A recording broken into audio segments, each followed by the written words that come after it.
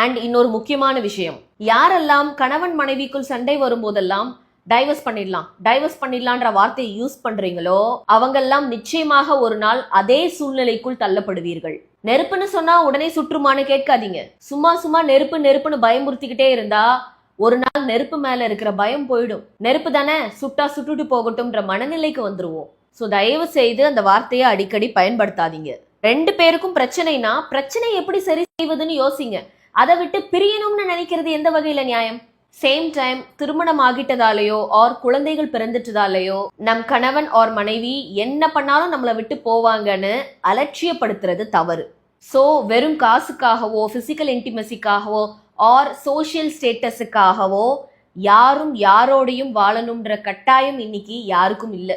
இப்படி இருக்கும் பட்சத்துல எல்லாத்தையும் தாண்டி உங்க ஸ்பௌஸ் உங்ககிட்ட உறவு பாராட்ட முற்படுறாங்கன்னா காரணம் அவர்களுக்கு உங்கள் மேல் இருக்கிற அன்பு காதல் மட்டும்தான்.